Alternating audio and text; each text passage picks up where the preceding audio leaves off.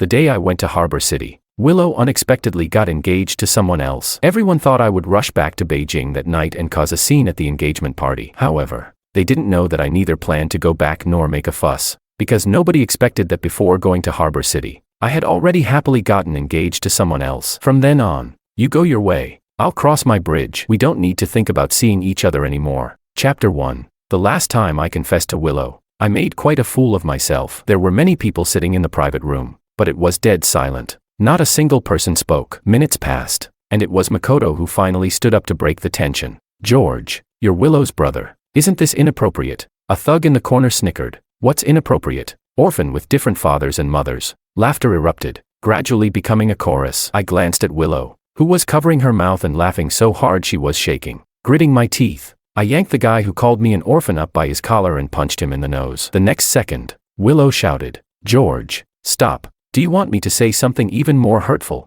She frowned, stood up, and looked at me, saying, "I've clearly rejected you many times before. Why do you keep pestering me?" I pushed the guy away, forced a smile, and asked, "Rejected me? So when I started dating someone, why did you throw a fit and cry?" She replied, "That's because you're my brother, Liu family's adopted son. If you randomly marry some random person, it'll make it hard for my parents." I laughed and said, "What about that kiss on my 20th birthday?" Willow looked into my eyes with a hint of disdain. She said, "George, I was drunk that night. My mind was all over the place. You don't really think that kissing you means I like you, do you?" I pinched my brow and said in a low voice, "Willow, you've had 4 boyfriends behind my back, but each time, I taught them a lesson, and you immediately broke up with them." I pressed on, "And then you acted all cute, saying you wouldn't do that again." "Why?" She replied, "That's because I hadn't met someone I truly liked." As she said this, she nestled into Makoto's arms, saying, "George, listen clearly. This is the last time I'll say it. I like Makoto,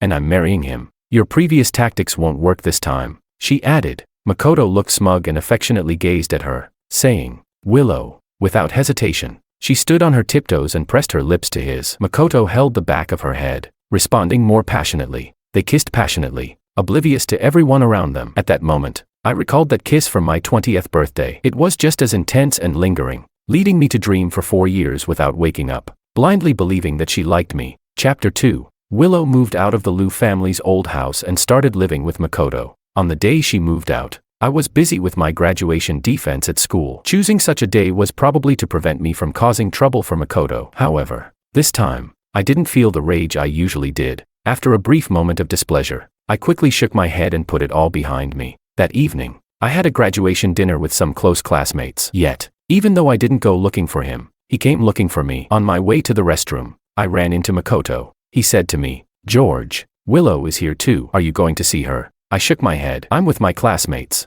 so I won't go." Suddenly, Makoto leaned closer and said, "George, I advise you not to meddle. If you speak ill of me in front of Liu's parents, I'll make sure you regret it." I pushed him away with a smile. "Mr. E, if you hadn't said anything, I wouldn't have thought of it. Since you've brought it up, if I don't speak ill of you, doesn't that mean you wasted your breath?" A flicker of fear crossed his eyes. I continued to mock him. "I heard your dad has spent a few years in prison for extortion. Have you told Willow about that? I should remind Uncle and Auntie." In the next moment, Makoto punched my left shoulder, but I didn't dodge. I quickly kicked his knee, and he let out a yelp of pain and knelt down. That was when I realized my left shoulder was throbbing. Upon closer inspection, I saw he had been holding a key that had dug into me. Rage surged within me. I wanted nothing more than to drag him into the restroom and teach him a lesson. But the next second, a sharp voice rang out, "George, what are you doing?" Before I could react, a slap landed hard on my face. I turned to see Willow, expressionless, the first time she had ever laid a hand on me. Chapter 3. Makoto rubbed his knee and said, "Willow, don't misunderstand. George might just be in a bad mood today." Willow glared at me, visibly upset. "You're still defending him. He's always bullying others. I've really had enough." Willow bent down to help Makoto up. She shot me a cold look, her eyes filled with anger. "George, apologize." I remained silent. She shouted again, "You jerk, apologize." Makoto, assisted by her, subtly smirked at me, looking all too pleased with himself. My shoulder was bleeding. Blood trickled down my arm, forming 2 glaring lines. But it seemed Willow didn't even notice. Her gaze suggested I was a heinous villain. I couldn't help but laugh self-deprecatingly. I spread my hands and asked, "Why should I apologize?" Willow looked momentarily taken aback but quickly bit her lip, saying, "Why don't you apologize for bullying him?" I replied shamelessly, "Why would I bully others if I didn't bully him?" Willow's face flushed with anger as she scolded. You're truly shameless. If my parents knew you were this kind of person. I interrupted her, implying, your parents probably need to know. Makoto looked at me and quickly tried to soothe Willow. Let it go.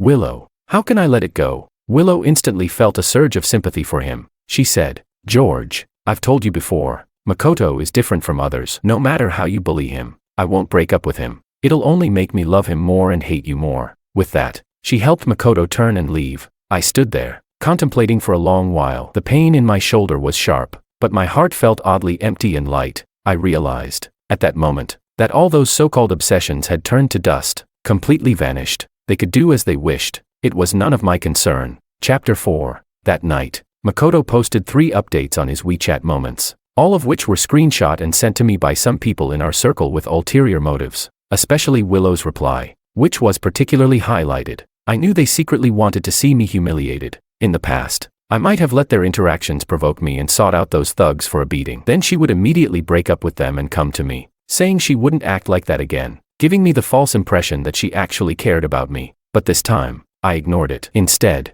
I dialed a number from 7 days ago. MS Zhao. This is George. I've thought about what you mentioned the other day. When I was 7, my parents died unexpectedly. Uncle Lu, who had a good relationship with my dad, took me in. Aunt Zhao was my mother's best friend from her youth. However, later, she eloped with her lover, and my mother supported her with some money to start a business in Harbor City. But by the time she established herself there, my parents were already gone. Aunt Zhao wanted me to live in Harbor City, as the business my mother had partnered with her was still managed by her, and now it was ready to be handed back to me. On the other hand, she hinted at wanting to fulfill the promise she made with my mother when they were young, wanting me to fulfill the betrothal agreement made between me and her daughter. 7 days ago, I hadn't agreed, not wanting to offend her, only saying I would consider it. But tonight, I had let go of all those years of obsession. My foolish behavior as a lovesick simp felt ridiculous. I didn't want to be the laughingstock of the circle anymore. It was better to start fresh elsewhere. 6 months ago, Willow insisted I go to school in Harbor City, even having a tantrum with Uncle Lu over it. But I had never agreed.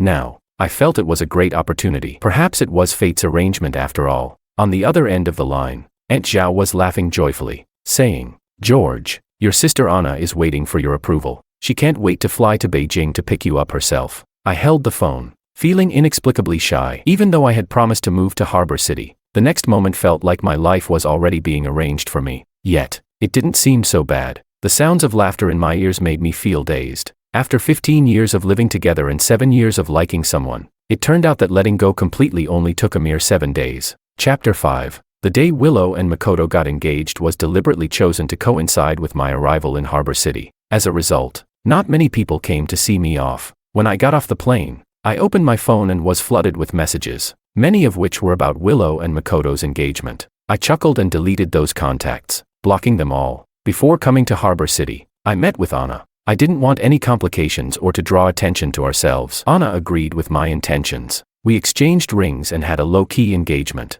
Now, my account held an additional 100 million in profit sharing, and on our middle fingers, we wore simple rings. As I gathered my thoughts and prepared to head to Anna's house, my phone suddenly rang. It was Willow's cousin, Domingo. George, my sister's engagement ceremony is about to start. Where are you? I replied. I just arrived in Harbor City. He urged. You need to hurry back. You can still make it. I calmly asked. What for? Domingo hesitated before saying, George, are you really that thick-headed? If you don't come back to teach Makoto a lesson, my sister will really be someone else's. I was speechless. I asked, why should I go back to confront him? Isn't this a happy occasion for your sister? Domingo's voice rose in panic. George, are you out of your mind? Just as I was about to hang up, Makoto's voice came through the line. George, aren't you coming to my engagement ceremony with Willow? Willow considers you her brother, so that makes me your brother-in-law. I'd really like to have your blessing. It was a well-rehearsed duet, but it didn't mean much to me. I looked at Anna in the distance. She was leaning against the car, graceful and gentle. My heart felt completely at ease. I said, all right then, I wish you both a long and happy life together. Chapter 6. Willow wore a beautiful silk satin gown. Her hair was styled in a lovely braid, and her makeup was light. At that moment, she was enjoying matcha cake with a few close friends in the garden. However, every so often, she would glance over at Domingo and the others nearby. She knew they were likely informing George of her whereabouts. Just like countless times before, whenever there was a male presence around her, those people would immediately tell George. Then George would come running to cause trouble. even to the point of getting into a fight. She despised George's possessiveness and hated how men would fight over her, feeling as if they were objectifying her. But deep down, she understood that this very behavior allowed her to easily dismiss those men. This time, she figured George would likely come looking for trouble as well. That's why she had chosen the day I arrived in Harbor City for her engagement. Unfortunately, the auspicious time for the ceremony was set for 6 in the evening. Willow was feeling rather unhappy about that.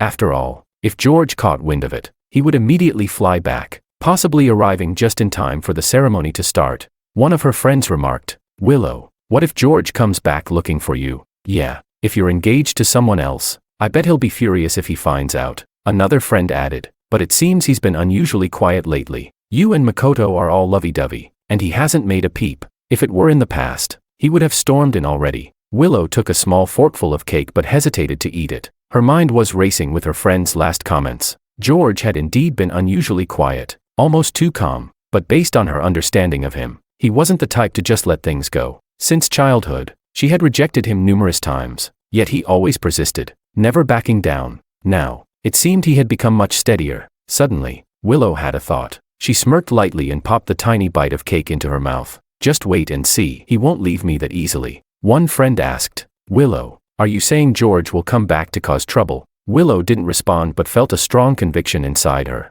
George had always been a lovesick fool. No matter how capricious she was, he would always convince himself to tolerate her. He couldn't bear the thought of Willow getting hurt, more than he cared about his own pride. Willow knew that George was just retreating to advance. She was sure that by the time the engagement ceremony started, George would show up. Looking at the time on her phone, she said, "You all need to tell security to keep a close watch. Don't let any weird people in to cause trouble." Just as she finished speaking, she saw Domingo striding in confidently. "Cousin, it's George. He's here. The car is outside." Willow felt a sudden surge of excitement but quickly kept a cold expression. "I think he's just stubborn and won't let me go," Domingo replied. "Sister, what are you going to do? If he causes a scene, it'll be embarrassing for the Liu family." Willow scoffed and stood up, gracefully lifting her skirt as she walked outside. "I'll go see what he intends to do." Chapter 7. The group of friends followed Willow outside, but as soon as they left the garden, Makoto called out to her, "Willow." Makoto was dressed in a well-tailored deep blue suit with a simple silver-gray tie. The engagement ceremony was at 6 o'clock,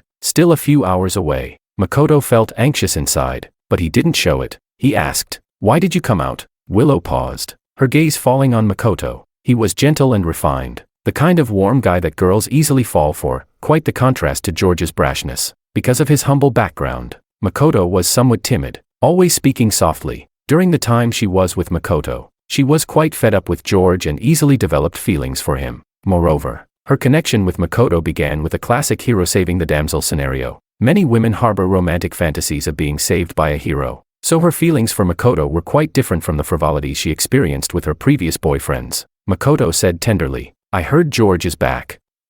I just thought you might not want to continue with the engagement today. I can understand that." He smiled lightly, his gaze sincere as he looked into Willow's eyes. In relationships, many men struggle with expressing their feelings and emotions. Their delicate words often trigger resistance, and they sometimes forget what they intended to say, halting in awkwardness. But there are also men who, though not eloquent, convey their feelings through a look or a gesture, expressing deep emotion without needing to say the words. At that moment, Makoto's eyes clearly had that effect. Willow replied, "How could that be?" She shook her head vigorously and nestled into Makoto's embrace, saying, "Makoto, don't worry, I'll never leave him." Makoto nodded, holding Willow's shoulders and gently patting her. "Willow, I'm okay. Whatever choice you make, as long as it's what you truly want, I'll be happy for you." Although his eyes were slightly red, revealing his reluctance, his words comforted Willow. She playfully rubbed against his chest, wishing she could stay in Makoto's warm embrace forever. Domingo, with a gleeful smile, chimed in, "How could that be, Cheng? My sister doesn't like George at all. He's arrogant and aggressive. My sister is sick of him. How could she possibly want to go back to him?" Domingo also held a strong dislike for George. His reasons were rooted in a personal logic. He always saw himself as the sole heir of the Liu family, despite his uncle and aunt running the Liu group and Willow being their only daughter. Deep down, he fantasized that if George hadn't been adopted, he, as the only male descendant, would eventually inherit the family business. This fantasy floated lightly in his mind, lacking substance but not quite shameless. Perhaps if he reflected on it, he could differentiate between illusion and reality. Yet, this deep-rooted fantasy intensified his emotions, making him irrationally resentful towards George. Over the years, he took great pleasure in seeing George humiliated. Now that George had been sent to Harbor City, hardly anyone had come to see him off. In fact, his belongings had been packed and sent ahead 2 weeks prior, as if the family was eager to get rid of him. Domingo felt quite satisfied at the moment. As long as it wasn't George, he would support whoever became his brother-in-law. Chapter 8. Willow suddenly looked at Domingo with confusion. "Aren't you usually on good terms with George?" Domingo sneered. "How could I be on good terms with him? I despise George more than anyone." Now that the dust had settled, he felt no need to pretend. He had once feigned brotherhood with George, but now that he didn't have to, he felt refreshingly free. Thus, he didn't notice the unusual expression on Willow's face. Still talking to himself, he said, "Sister, why don't you stay with your fiancé? I'll go deal with George. Don't worry, I'll make sure he gets humiliated." Willow asked, "What do you want to do?" He replied, "I'll find some bodyguards to beat him up and throw him out the door if he dares to crash someone else's engagement. His parents have no face to show." Willow suddenly raised her hand. The sharp sound of a slap echoed, leaving everyone stunned, especially Makoto. He furrowed his brows. Sensing trouble, he saw Willow's eyes welling up with tears. Domingo glared, shouting, "Sister, what does this mean?" Willow said calmly, "George is still my nominal brother." Her face was pale with unspoken emotion. "You call him brother but secretly think of humiliating him. You really disgust me." Domingo, gritting his teeth, retorted, "What do you mean I disgust you? What are you acting for? You clearly hate him the most. Everyone can see through your thoughts. Why are you suddenly playing the saint?" Willow stood there, silent for a long time. Did she really hate George as much as they said? Yet, when George first came to the Liu family, they had the best relationship. She would obediently follow her brother, sharing her favorite candies with him. She would cling to him for stories, telling everyone he was her favorite. When she fell and got hurt, it was George who comforted her and carried her home. When she was bullied at school, George was the first to rush to her aid. Even the first time she got her period, it was he who bought her sanitary pads. George had always cared for her, and she used to depend on him so much. She had liked being close to George from the very beginning. When did that change? Willow felt a sudden confusion within. Makoto's sigh snapped her back to reality. That's right. It must have been George who changed first. He became more arrogant as he grew up, coddled by the Liu family, with an increasingly overbearing nature. He had strong possessiveness and dominance, forbidding her from dating other men and often flying into a rage. That's why she grew to hate him more and more, distancing herself from him. It had to be that way. So she wanted the Liu family to send him away, to put him as far from her as possible, to Harbor City. She only wanted George to respect her and understand her need for freedom. Once he realized that, she would naturally seek him out. With so many years of connection between them, how could she really bear to be so far apart?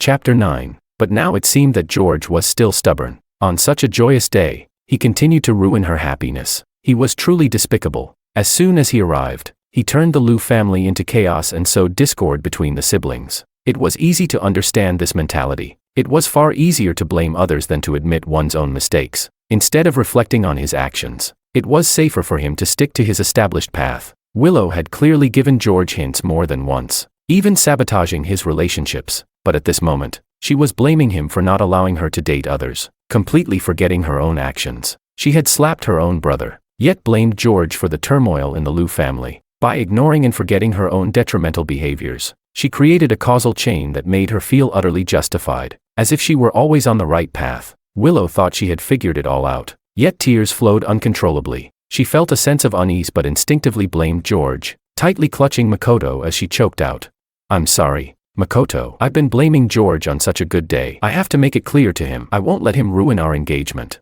Makoto wiped Willow's tears and let go, standing quietly as he watched her retreating figure. He was troubled. Domingo's earlier questioning made a lot of sense. Everyone knew that Willow hated George the most, but because of just a few of Domingo's words, she had slapped her own cousin. Did she really hate George? Or perhaps, deep down, she saw George as different from anyone else. Chapter 10. When Willow reached the entrance, she did not see George. However, his Honda Accord was parked quietly nearby. Standing next to the car was his best friend, David. Willow's steps halted abruptly, her heart feeling as if it had dropped. At that moment, she remembered that George had given this car to David before leaving Beijing. As David approached her, he held out a red envelope. His expression was neutral as he straightforwardly said, "George asked me to give you and Makoto this red envelope." Willow didn't reach out to take it. David frowned. "There's also something else." "What is it?" "George left in a hurry and hasn't had the chance to see you. He called you a few times, but you didn't answer." So he hasn't been able to get it back from you. Remember that antique jade bracelet he gave you for your birthday? That was a token from his father to his mother. David smirked slightly, saying, George said this bracelet is meant for his future wife. Now that it's with you, it feels quite inappropriate. Miss Lu, could you give me the bracelet? I'll bring it to George when I visit him in Harbor City. Willow suddenly looked down, her gaze falling on the jade bracelet on her wrist. That morning, she had inexplicably chosen to wear it while getting ready, even though it didn't quite match her dress, but she hadn't changed it. Now, looking at the bracelet, it felt glaring, meant for a future wife. The thought of George possibly marrying another girl, someone who would share a bed with him, stirred discomfort in her heart. George liked her so much. How could he marry someone else? Now, instead of coming himself, he sent David to demand the bracelet. It was nothing but a ploy to manipulate her. How infuriating. Indeed, Willow was disturbed by his actions. Chapter 11. Seeing that she hadn't replied for a while, David called out, Miss Lu. Willow lifted her head and said dismissively, You tell George, there's no way to take back a gift once it's given. Of course, if he insists, then let him come and ask me himself. After saying this, Willow turned to leave. David stopped her, gritting his teeth. Miss Lu, wait a moment. I'll have George speak to you personally. He thought to himself, what a joke. George was getting married. How could such a meaningful jade bracelet stay with another woman?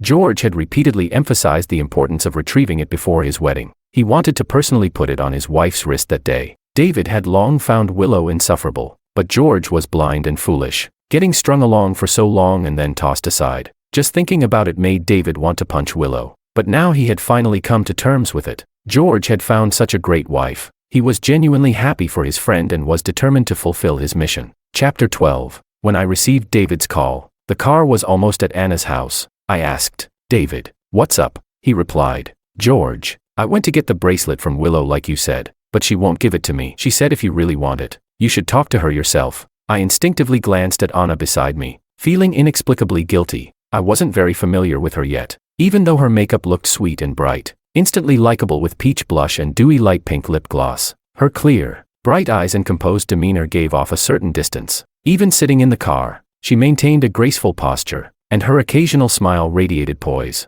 That natural air of a rich girl made me feel a bit uneasy. Before I could speak to David, Willow's voice came through on the line. George, do you want the bracelet, or are you just trying to make me look bad? I was momentarily stunned and let out a laugh in frustration. She continued, if you're trying to disrupt my engagement with Makoto, then I suggest you don't waste your effort. If you want the bracelet back, then you should take it back just like you gave it to me. After all, something so valuable, I won't just hand it back through someone else. I took a deep breath, trying to keep my tone calm. David is my best friend. You can just give it to him. I'll bear all the consequences myself. Willow sneered. George, how much clearer can I be? You should take it back the same way you gave it to me. Then she hung up. I felt a surge of anger. How did I give her that bracelet? It was on my 20th birthday. Willow and I were both drunk. She secretly pulled me into her room, saying she had a gift for me. The next moment, she tiptoed and kissed me. I pushed her against the door and deepened the kiss. In the end, she patted my shoulder, and I finally restrained myself. Before leaving, I asked her to wait, went back to get the bracelet, and put it on her wrist. I told her its significance. She said nothing but shyly accepted it. Because of that, I thought she had tacitly accepted my feelings. These past few years felt like a terrible dream. Now that I was awake, I just wanted to completely sever ties with the past. I thought Willow would be eager to return it, like throwing away trash, but I never expected her to say that. It was then that I realized, youthful folly must one day come with a price. If that bracelet hadn't held such meaning, I wouldn't have cared about getting it back. But now that I was getting married, leaving the bracelet with Willow would be unfair to Anna. Chapter 13. What happened? Anna's gentle voice suddenly broke in. I instinctively looked up, our eyes meeting. I didn't want to hide anything, but because we were still getting to know each other, I found it hard to speak. I ultimately shook my head and said, nothing. I calculated that, at worst, I could ask Uncle Lou for help. If that didn't work, I wouldn't mind taking some firm measures. I just had to get it back. With that determination, I gradually relaxed. Really nothing. Just a small matter with Uncle Lou's family. I put on a light-hearted expression and smiled at Anna. I'll handle it. Anna didn't press further. She just nodded lightly and said, George, I trust you, but I'm your future wife. So if you encounter difficulties, you must tell me. I'll share the burden with you. Hearing future wife made my neck heat up. I was already engaged. In half a month, Anna would be my wife. Bittersweet feelings swirled inside me, but amidst it all, I felt a glimmer of hope. I smiled at her and gently nodded. The car arrived at Anna's house. I got out first and then turned to help her. I noticed the engagement ring on her finger. Since she put it on that day, she hadn't taken it off. As I helped her out of the car, she didn't let go of my hand. Instead, she squeezed it tightly. At first, I felt a bit awkward, but her soft, warm hand suddenly brought me immense calm. It felt like this was how it should be. From a distance, Aunt Zhao saw us holding hands and smiled appreciatively. Before we could get close, Aunt Zhao quickly came over and hugged me, tears welling in her eyes. "George, seeing you reminds me of your mother. It's been so long since I saw her." I felt a surge of emotions. It was a distant memory, but her scent overlapped with the faint recollection of my mother. Anna stood beside us, quickly teasing, "Auntie, you're making George feel smothered." Aunt Zhao had married Anna's father at 40. She never had children of her own but treated these non-blood-related kids as her own. Anna had always respected her. I had long known this, so I had never understood why Anna agreed to this verbal marriage agreement. After all, it had nothing to do with her, but Aunt Zhao assured me that one day I would understand. So I didn't ask further. Aunt Zhao smiled, released me, and wiped her tears. "George, come home with me." I instinctively looked at Anna. She was watching me too. Behind us, the greenery was lush and vibrant. When I looked over, Anna's eyes sparkled with warmth. She reached out her hand to me. "George, let's go home." Chapter 14. With 20 minutes to go until 6 o'clock, Makoto had finished his pre-ceremony preparations, but Willow had yet to come out of the makeup room upstairs. After a moment of hesitation, Makoto walked over. The makeup room door was unlocked. Faint voices drifted out. A woman's voice said, "Willow, is George really not coming back?" Another replied, "If he was going to, he would have by now. Even a rocket couldn't get him here on time." The first voice continued, "Willow, I've actually been wanting to ask you for a long time. Do you really have no feelings for George at all? You grew up together. He's always taken care of and protected you. He's always had eyes only for you." Makoto paused, instinctively furrowing his brow. There was a long silence before Willow's voice finally spoke up. "I have no feelings. Would you have feelings for a simp?" Willow scoffed in a feigned contempt, but she remembered George was only a few months older than her, always treating her like an older brother, caring for and protecting her, making sure she never got bullied during her school years. She recalled the night of George's birthday when she had kissed him, believing it must have been the alcohol that made her dizzy. She had also accepted the bracelet he gave her. The first voice chimed in again. "Such a handsome simp. I definitely have feelings for that." Another voice echoed, "Yeah, several of my friends have their eyes on him. Remember last year's horse racing event?" The first voice replied, "Of course. He wore a black rider's jacket and won the championship. I still remember how he stood on the podium, took off his hat, and smiled confidently. It was so charming." Willow remembered, too. She recalled that day when George, during his speech, said he wanted to dedicate his victory to a special someone in his heart. He had been so happy, showering her with attention, boasting about his medal and pony. He talked so much that when Willow ignored him, he teased her about the beautiful lady presenting the awards. At that moment, Willow had glared at him, and only when he said that he had eyes only for her, that Anna had just caught a glimpse, did she feel relieved. A smile finally tugging at her lips. Both she and George loved horseback riding. George's pony was still being raised at Lou's family ranch.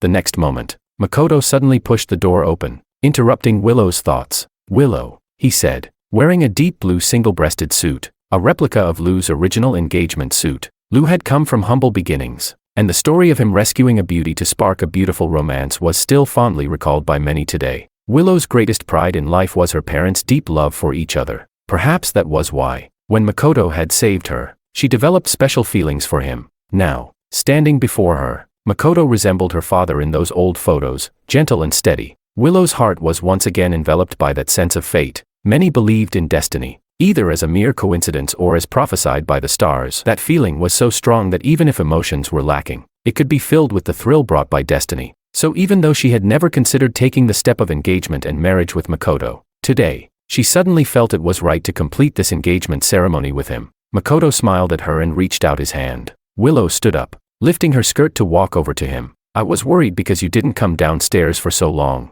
Makoto said. Willow replied, "It's fine now. Let's go." Makoto asked, "Is everything okay with George?" Willow's gaze flickered to the bracelet on her wrist. "George is arrogant and self-righteous. He should just stay in Hong Kong forever. I never want to see him again." Makoto felt a sudden thrill of joy inside him, but he maintained a worried expression. "Isn't that a bit harsh? After all, he's..." Willow interrupted, "It doesn't matter who he is. I just don't want to see him again." Willow gently linked her arm with Makoto's. Makoto said nothing more and led Willow downstairs. It was 6 o'clock. His engagement ceremony was about to begin. From this day forward, Makoto would no longer live a life of poverty. He would no longer have to live in a mixed neighborhood or share a small room with his 2 younger brothers. His family would rise with him. Willow was the only opportunity fate had bestowed upon him to transcend social classes. He would hold onto her tightly and never let her go. Chapter 15. Anna and I set our wedding date for half a month later. Time was tight. Yet, Anna's family had already been preparing for our wedding many years ago. So even though we were busy, things were progressing smoothly. Aunt Zhao told me that Anna had fallen seriously ill when she was young. After she recovered, her father took her to worship a Buddha, saying she must marry in September of her 25th year to ensure a long and healthy life. Anna's family took these beliefs seriously. When Aunt Zhao first mentioned this marriage over the phone, she calculated my birth date. It turned out that Anna and I were a perfect match in terms of destiny. So when I agreed to the engagement, the entire family was overjoyed. I received many precious gifts. The most meaningful one was an antique brooch left by Anna's mother. When Anna handed it to me, I felt guilty. The most appropriate return gift would be the pair of bracelets my father had given my mother, but they were still with Willow. Perhaps seeing my gloomy mood, Anna took me to the garden for a walk. "George, are you unhappy?" she asked. Her eyes filled with concern. My gaze fell on the shiny blue brooch on my chest. Even if I had no knowledge of antiques, I knew it was invaluable. Since childhood, I couldn't stand it when others treated me well. For every bit of kindness shown to me, I felt I had to repay it 10-fold, 100-fold. I mentally calculated the gifts I could give to Anna, but every option felt insufficient. I was already feeling guilty, and encountering Anna's gentle gaze ignited a surge of anger within me. Years of obliviousness had turned me into a complete fool. I suddenly laughed, yet tears pricked my eyes amidst the laughter. Anna looked at me, panicked. She hurriedly pulled out a handkerchief from her pocket to wipe the moisture from my eyes. I waved my hand, casually wiping my eyes and replying, "It's not that I'm unhappy. It's just that I suddenly realized how foolish the past was." She paused for a moment and seriously replied, "No, George, no matter what you've been through or what others say about you, I think you're amazing. As long as you take things seriously, you'll succeed in anything." Her sincere praise nearly made me lose myself. I laughed and said, "Anna, you're making me feel embarrassed. Who can withstand such flattery?" She suddenly blushed and whispered, "I've only ever praised you." I asked, "Haven't you ever had a boyfriend?" She answered, "Does kindergarten count?" I was taken aback and asked, "Haven't you dated anyone after growing up?" She looked down and shook her head in silence. I pressed on, "Have you ever liked someone?" Anna hesitated for a few seconds before finally saying, "Yes, but unfortunately, he didn't like me back."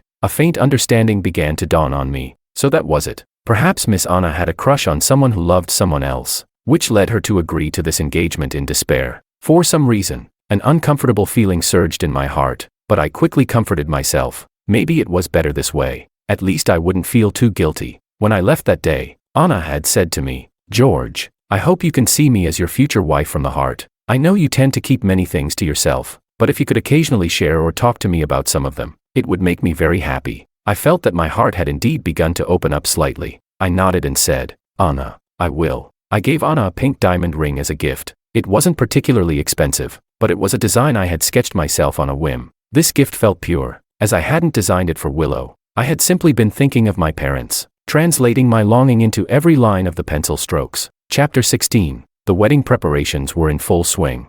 But we had not announced it publicly. I didn't want to be ostentatious, especially since my affairs with Willow were still unresolved. When I left, Willow had probably already decided never to see me again. So all my belongings were packed and sent to Port City. This included all the little gifts she had given me over the years, like the box of paper cranes she folded for me as a child, the candy wrappers from the chocolates she gave me on Valentine's Day in high school, and the tie she gifted me on my first day at work. Among these, there was one special gift, a set of rings she secretly bought during college. They weren't valuable, but I cherished them like treasures, because a gift like a ring carries an extra layer of meaning for a girl. Seeing it made me tolerate all her bad moods. But now, I had slowly come to understand, when someone never liked you, even if you have a marriage certificate, it's as if it doesn't exist at all, let alone these material things. As I sorted through Willow's gifts one by one, my heart felt strangely calm, without a ripple of emotion. By the end, the box was empty, and my heart felt lighter than ever before. As I was preparing to send the package,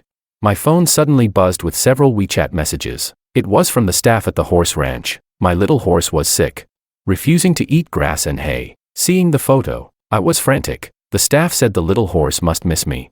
Since I usually visited every few days, but this time, I hadn't gone on schedule. I hurriedly called to inquire. On the other end, they said, "Mr. George, Miss Lou is also here. Let her talk to you." I was taken aback, and Willow's voice came through clearly. "George, didn't you forget your promise when we raised this little horse? How can you be so irresponsible?" Of course, I hadn't forgotten. The children in the Lou family all have their own pets. But the only requirement is that you must take full responsibility for the pet you choose and care for it well. You must never abandon it halfway, I said. "Isn't it you who asked Uncle Lou to arrange my trip to Port City?" Willow replied. "George, why do you always make excuses? If you really cared about the little horse, you wouldn't have left it. You would refuse your dad's arrangements and not go to Port City. In short, you don't really care about your little horse." In that moment, Willow's heart skipped a beat. It seemed she suddenly heard her own underlying message. George, he actually didn't care much about her either. Otherwise, he wouldn't have really gone to Port City. He wouldn't be indifferent upon learning of her engagement. He wouldn't have missed the engagement ceremony. He wouldn't be taking back the jade bracelet he gifted her. Chapter 17. Willow, I'm not in the mood to scold you, so I advise you not to stir up trouble. I'll make time to go back and see it. If possible, I also plan to bring it to Port City. Willow's voice trembled, tinged with frustration as she said, "Are you planning to never return to Beijing?" I just smiled and said, "Why not?" Yes, I was going to rebuild my family in Port City, so my focus on life and work would naturally shift here, but there was no need to tell Willow any of this. Willow coldly said, "George, you always have to be so clever with your words. How immature can you be?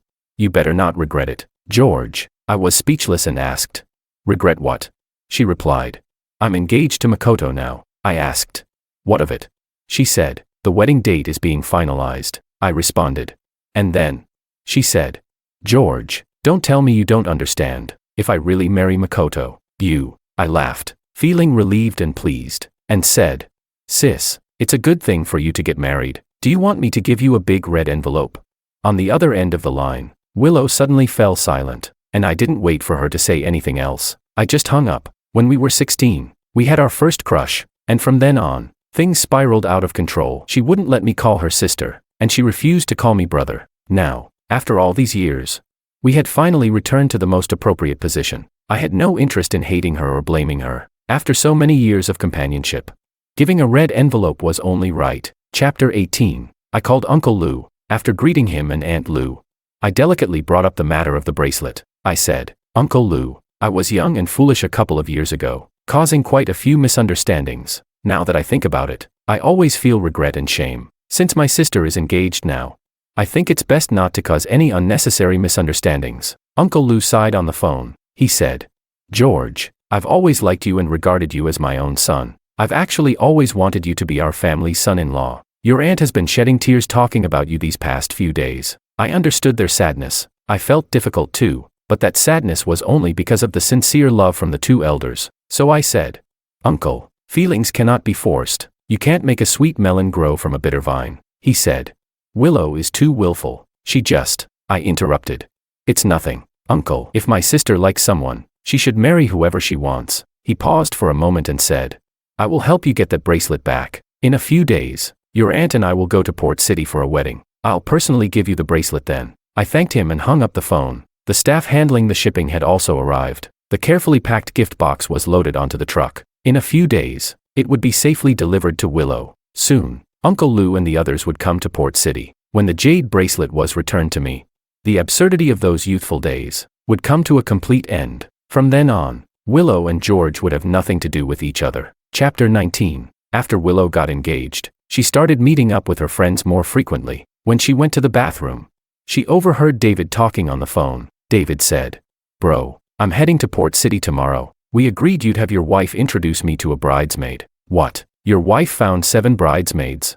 "George, oh George, the fate has been cruel for too long. If you don't mind, I'd be willing to call you father." Willow stood in the long, empty hallway, David's excited voice still echoing in her ears, but in the end, only that name, George, remained. She thought she might be drunk. Otherwise, how could she hear such absurd jokes?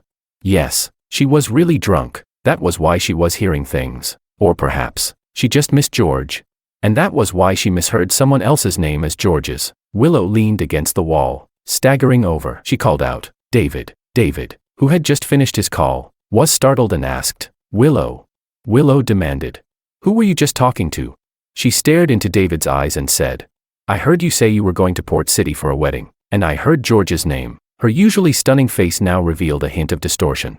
And those eyes that usually sparkled were now filled with unshed tears. She forced a smile, but it was cold and desperate. She said, "Don't tell me you're going to attend George's wedding." At first, David didn't understand, but the next moment, he realized, what a twist of fate.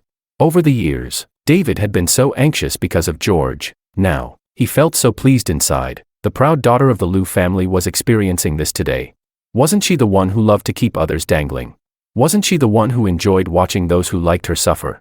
She would have countless opportunities to feel that way in the future, but David wouldn't tell her the truth. George had forbidden him to speak, so he wouldn't let Willow know. Running to Port City to stir trouble, that was his best friend's most important day of his life. He absolutely couldn't let that scheming girl ruin it. He sneered and said, "You misheard. I'm indeed going to Port City for a wedding. I'm going with George because it's one of our former classmates getting married." Willow seemed to not believe him and said, "I've never heard George has any close classmates in Port City." David smirked and said, "Willow, do you really know George? You only enjoy the process of being adored. So his identity, life, and thoughts are irrelevant. So what nonsense are you spouting now? George is my buddy, one of the people I admire most in my life. I'll tell you, I'm cheering for your breakup with him. You're not worthy of his affection for so many years." After David said that, he turned and left, and Willow watched his disappearing figure. Her heart suddenly pained, but she didn't know why she felt this way. She just felt a sudden, overwhelming urge to see George, even if it was just for a moment. But the next day, Willow received a large box of express delivery from Port City. The reason it arrived so quickly was that Anna had specially arranged for a private jet to deliver it to Beijing. At that time, I was completely focused on arranging the wedding venue and had no idea about any of this. Chapter 20. As Willow opened those boxes, her body inexplicably trembled. The things inside felt unfamiliar at first, but gradually, a flood of memories surged forth like a tidal wave. The first couple bracelet she gave George, he didn't like the style, thought it was too childish, but still wore it dutifully. The little stars she gave him, the stickers she gave him, and colorful little gems, filling an entire box. At the end, there was the set of matching rings. Willow held that small box tightly. Suddenly, her vision blurred. A voice rang in her ears, saying, "Willow, you're practically George's shadow now. When do you plan to marry him?"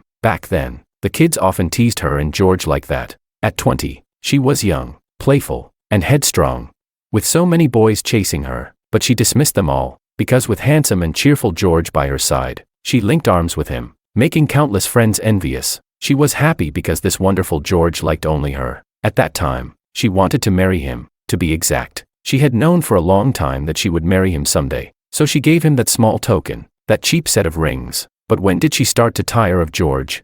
And when did fate defeat her childhood companion? Was it that she truly felt nothing for him? Or was it simply because she was certain he would never leave her? Willow clutched the rings tightly. Suddenly, absurdly, tears fell. Chapter 21. At that time, I was busy with the final rehearsal before the wedding. I naturally had no idea. Willow saw the gifts from the past decade, especially the reaction to the ring I treasured, and during the rehearsal, when I kissed Anna for the first time, I also didn't know that Willow would slap Makoto hard because of that ring. How ridiculous. That day, when Makoto mocked me, set me up, and forced me to strike him, none of us expected such a day would come, but Willow and Makoto. They had already become unimportant people in my life. I didn't care at all. Chapter 22. When Uncle Lou brought the jade bracelet to me, I also told my parents the good news about my upcoming wedding. They were both surprised, because the wedding they came to Hong Kong for was Anna's. They never expected that the mysteriously elusive groom, who had never been photographed by the media, would be me. They were happy for me, but also tearful with regret, especially Aunt Lou. She held my hand tightly, refusing to let go. She said, "George, I don't want to cry on your big day, but I'm really unwilling. It's my fault. I didn't raise my daughter well, so that she took one wrong step after another." Willow wanted to break up with Makoto, but Makoto was adamant about not letting her go. Makoto's entire family came to the Lou's home to cause a scene. They even threatened to stay and not leave. After all, they had nothing to lose, while the two of them were causing a ruckus. Willow just found out she was pregnant. Their marriage was probably going to be finalized. I gently hugged Aunt Lou back, feeling my eyes slightly wet. Thinking back to when I first went to the Lou's, I cried every night looking for my parents. Aunt Lou comforting me, Scene after scene, I remembered those carefree days.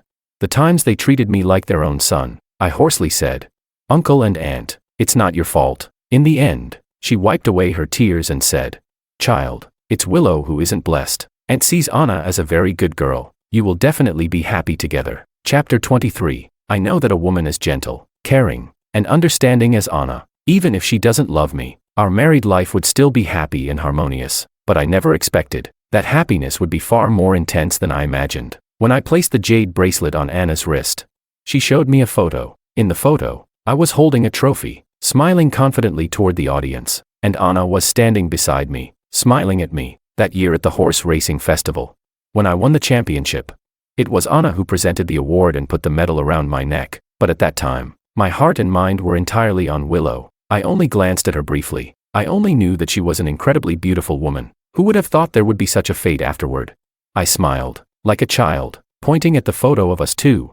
But I couldn't say a word. Anna hugged me from behind and said, "Do you remember I told you I once had someone I liked?" She touched the jade bracelet, her cheek lightly brushing against my back as she said, "George," I told myself, "when I receive that bracelet, that's when I will tell you, the person I love is you." Chapter 24. In college, I particularly loved browsing Big Orange's tweets. There was a phrase often used to cover up scenes, called crazy flipping the pan. At that time, I didn't quite understand what it meant.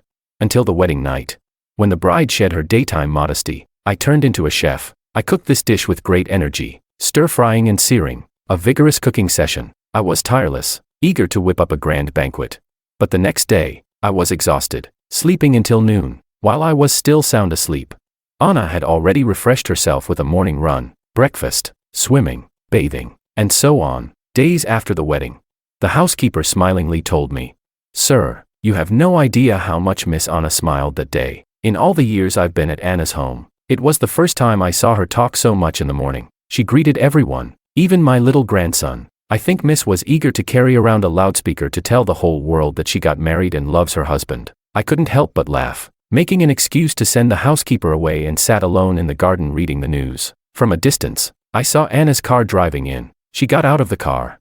Immediately looking for me, I shouted, "Anna." I waved at her with a smile from the garden. My little horse had been sent to Hong Kong the day before. It was secretly arranged by Anna. It had been well taken care of on the way, with no signs of discomfort. When I saw it, it was happily circling around Anna. Seeing Anna smile, I smiled too. I pushed through the lush greenery to walk towards her, and as I walked towards her, she had already run to my side. I stopped, opened my arms. As she leaped into my embrace, I held her tightly. Extra Chapter 1. Willow only learned about it on George's wedding day. At first, she couldn't believe it at all. She even naively thought that the so-called wedding was just a play directed by George himself. Just like her engagement to Makoto, it didn't hold any real significance. But when her friend sent her photos from George's wedding, and she saw George in a tailored groom suit standing next to his bride, when she saw her parents sitting in the VIP seats, when she saw David flirting with the bridesmaids next to George, when the handsome groom kissed his bride, when the bride shed tears of happiness, Willow suddenly heard a deafening crash as something inside her collapsed. She felt a bit dazed,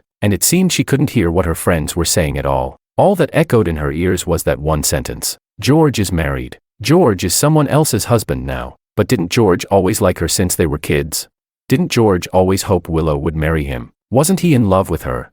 On her 20th birthday, he personally put the most meaningful jade bracelet on her wrist. They had made a promise, and if Willow had no feelings for him at all, how could she have let George chase away one male friend after another? To be fair, she had been using George all along. Back then, she was a playful girl. As a wealthy young lady, she always had many suitors around her. She loved watching those men fight over her. She adored the classic Western novels and fantasized about being a noblewoman, watching her lover duel for her. But she also knew clearly that she was just playing and would never really date any of those men. George said she had 4 boyfriends, but they all broke up after he had a talk with them. But he didn't know that she had never actually dated those boys. After a few flirty days, she had had enough of the game. But how could she, being so noble, play the villain? So her childhood friend became the best tool. She deliberately encouraged George. George had a fierce temper. The moment he heard that any man was no good and was bullying Willow, after Domingo or others fanned the flames, he would rush over to teach those foolish boys a lesson. And she, of course, would act heartbroken, forced to break up by her brother. But deep down, she secretly delighted in it. She seemed to particularly enjoy seeing George angry for her. She liked watching him act as her most devoted knight, driving away the bothersome suitors. He was domineering yet somewhat sad, but George would always forgive her. As long as she acted cute, said something sweet, accompanied him to do what he wanted, and gave him some affection, he would immediately cheer up. She thought this time would be the same. She thought no matter how big her mistake was, George would forgive her. George had lost his parents and had come to the Liu family since he was young. Where else could he go? Everyone assumed they would definitely get married in the future, even if Willow was too willful and got engaged to Makoto. But now, George was marrying someone else. He had a wife, someone beside him. Willow could no longer stand by George's side. Extra Chapter 2. On the day George and his wife returned to the capital, Willow had just had a big fight with Makoto. She had moved out of their shared apartment, determined to cut ties with Makoto completely, when a friend sent her a video from the hotel corridor. She suddenly realized that her relationship with Makoto had been calculated from the very beginning. The seemingly gentle and kind man was actually so despicable. She couldn't bear to recall the scenes from that day. Couldn't bear to think about how disappointed George must have felt. She wished she could go back to that day and strangle that pathetic version of herself. She had been with George for 15 years. Why had she acted so crazily to humiliate him? It was from that moment that she completely lost George. She had completely lost him. So now, when George walked into the living room holding his wife's hand, she saw the antique jade bracelet on his wife's wrist at a glance. A sharp pain pierced her heart all at once. The kind of overwhelming pain that was inescapable, but she managed to maintain her composure, silently following her parents behind, watching his happiness. That day, Willow didn't say a single word. She didn't even dare to look at George more than once. Her hands, resting on her knees, had clenched tightly, almost piercing her palm, yet she seemed to feel no pain at all. She felt somewhat impressed with herself. How could she maintain a calm smile throughout? It wasn't until George was about to leave that she realized her face was starting to freeze. When George was leaving, he called out to her. He called her sister, just like when he first came to their home. Willow heard it clearly and understood it well. George truly had no feelings for her anymore. The last thing George said to her that day was, "Sister, I hope you can find your own happiness in the future." She nodded. But inside, it was pouring rain. She couldn't do it, but she couldn't tell him. Extra Chapter 3. After breaking up with Makoto, the entire Liu family was embroiled in a shameful scandal. Willow discovered she was pregnant, but she absolutely didn't want the child, nor did she want to be with Makoto again. She couldn't accept that her future husband would be the father of her child, especially since he had been plotting against her since the first meeting. The so-called heroic rescue, the replay of parental love, were all lies, just lies. Makoto was simply using her as a stepping stone to make a fortune. She didn't want this child, but Makoto was blocking her. He even brought his parents over. Willow had never encountered such shameless, lowly people. They were relentless, throwing tantrums and using every trick in the book. The Liu family was a cultured family. Her parents couldn't afford to lose face like this. She couldn't even call the police. Overwhelmed, Mr. Liu and Mrs. Liu could only pay them off to leave. But those people tasted blood and were even less willing to let go. They were like leeches, like vampires, like maggots, like a nightmare that would never end. Willow was exhausted by the chaos caused by Makoto's family, and her belly was growing larger. She finally decided to tear off the shameful facade herself. When the police came to the Liu family and chased those ruffians away, Makoto seemed to realize he had no chance left. But still, he extorted a large sum of money with his leverage. On the day of the confrontation, Willow felt like she was meeting Makoto for the first time. He was cold, petty, greedy, twisted, and delightfully ugly. When Mr. Liu handed the money to Makoto, Willow suddenly wanted to laugh at herself. She laughed at her foolishness, her naivety, everything she had once taken for granted as a girl. The daily companionship of youth faded away and lost its freshness. But a true woman would love a man who would do everything to protect her, to encourage and support his struggles, and she was undoubtedly a complete disgrace. Later, George's wife took his pony away. When Willow went to the stable, the pony had already been taken away. Only her horse was left. Standing all alone in the stable, Willow let it out. She mounted the horse and raced into the wind, going round and round, tireless, until finally, she closed her eyes in the wind and loosened the reins. She didn't die, but she lost half her life. Her parents cried heartbreakingly by her bed. At that moment, Willow seemed to finally grow up. She endured the pain, comforting her parents, thinking to herself that her future life could not continue in such an absurd way. Shortly after Makoto returned, he was sentenced to prison for extortion. Also imprisoned were the father and half-brother who had caused the most trouble. The people from Anna's family quickly dispersed like a tide. They had received some money before, Although they weren't satisfied, it was better than nothing. Returning to their hometown with the money, they no longer cared about Makoto's fate. Only Makoto's stepmother was crying her eyes out over her son's imprisonment. Hating Makoto, these old stories from afar in the capital faded like ink on an old scroll, and George's new life was gradually unfolding like a fresh canvas.